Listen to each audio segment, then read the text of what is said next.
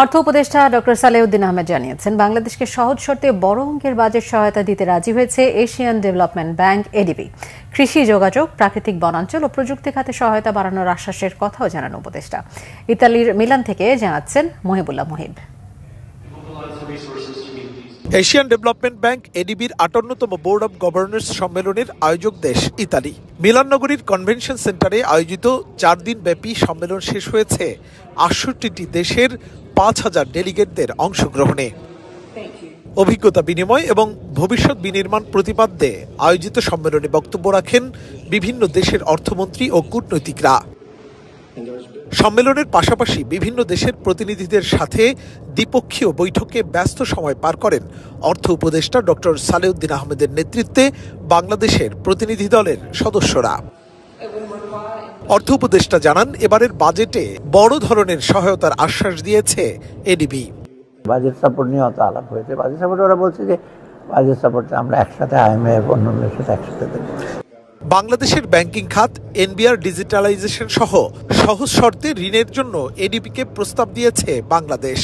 Digitalization, more loan at a soft rate, concessional rate, তারপরে আমাদের vulnerability, disaster management, climate, সেটা একটা সবচেয়ে বড় জিনিস।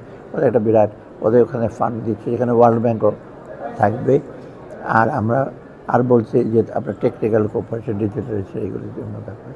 সার্বিকভাবে এডিবির সাথে যে কথাগুলি হচ্ছে আমাদের এগোচ্ছে এবং আমরা এক্সপেক্ট করছি আমাদের কতগুলো অর্থায়ন হয়তো জুন জুলাইয়ের দিকে হবে, একটা লেটেস্ট হয়তো সেপ্টেম্বর হয়তো যেতে পারে, বাট এগুলি সব মিলে কিন্তু একটা বড় একটা অঙ্কের পাবো। বাংলাদেশের গুরুত্বপূর্ণ ডেভেলপমেন্ট পার্টনার হিসেবে বাজেট সহায়তার পাশাপাশি গুরুত্বপূর্ণ প্রকল্পে বিনিয়োগের আশ্বাসের কথাও জানান অর্থ উপদেষ্টা। সার্বিকভাবে এডিবি কিন্তু কোয়াইট আমাদের প্রতি কোয়াইট ফেভারেবল, এবং ওদের যেটা আমি বললাম যে কিছু লোন টার্ম নিয়ে অর্ডিনারি মানে আমরা রেট অফ ইন্টারেস্ট নিয়ে কিছু কথাবার্তা বলেছি, অর্থাৎ আমি মনে করি ভেরি সাকসেসফুল ওয়ান। বাংলাদেশের আর্থসামাজিক উন্নয়নের পাশাপাশি খাদ্য নিরাপত্তায় সবাই মিলে একসাথে কাজ করার উপর গুরুত্ব উঠে আসে এডিবির বার্ষিক সম্মেলনে। বিশ্বের প্রায় 68টি দেশের গভর্নরদের অংশগ্রহণে শেষ হলো 4 দিনের এশিয়ান ডেভেলপমেন্ট ব্যাংক এডিবির বার্ষিক সম্মেলন।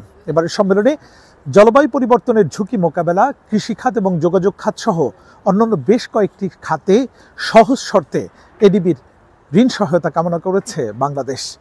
বাংলাদেশের অর্থ উপদেষ্টা ডক্টর সালেউদ্দিন আহমেদ জানিয়েছেন, অন্যান্য বছরের তুলনায় এবার অত্যন্ত ফলপ্রসূ হয়েছে বাংলাদেশের অংশগ্রহণ।